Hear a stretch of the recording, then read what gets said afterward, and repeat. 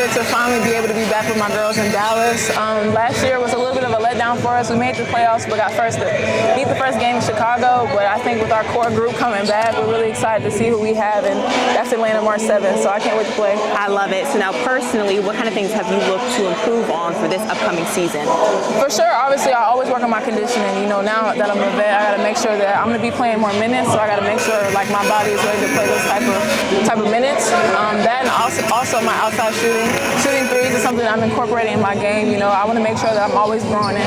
I know I came into the league as a post, but I'm making sure I'm stretching myself as a forward, strong forward right now. So those are just a few things that I'm working on. I love it. I love it. So now your social media pages have blown up recently. Yeah. How would you describe your personal brand to us for those of the people that don't follow you yet?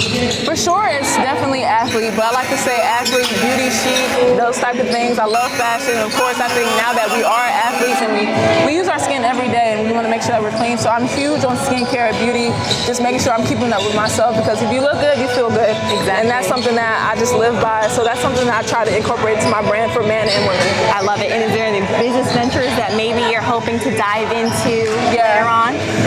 Honestly, right now, when I went to Athletes Unlimited in Vegas this past couple months, I was the GM for the team a lot, so I got to draft a lot of players. So I think now seeing the business side of basketball is something that interests me. So if I see myself being a GM one day, y'all don't be surprised. I think I would love to do that. Yes, and you work for the Dallas Mavs in the offseason. So can you tell us a little bit about that position that you have with the team? Yeah, so it's an internship right now. Nice. So Nico Harrison, he worked for Nike for a long time, and now he's the general manager. He got me the position, so literally whatever that I want to do with the Mavs, he put me in that department, and I just got to shadow people the entire time that I was there. But my biggest piece right now with the Mavs is player relationship and social media. Which is something that I love. They have a huge social media presence, so that's something that I'm learning with to hopefully take back with the Wings and just myself as well. I love it. So now events like this where you have tons of media outlets, I mean, we're looking around the entire court and you see all these people getting highlights. How does it feel to finally have, your work documented? Because a lot of times, playing open runs just isn't documented in this way.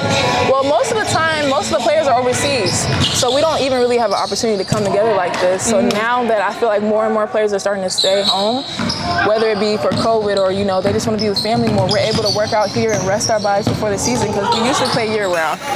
So to be able to just have something like this, and of course the media reaching out and showing love, it's just, you see like the presence of WNBA, just women's basketball growing and growing, and the interest is increasing. So again, I think this is something that people would love to see as well. I love it. Well, thank you so much for talking to us. Thank you. Thank you.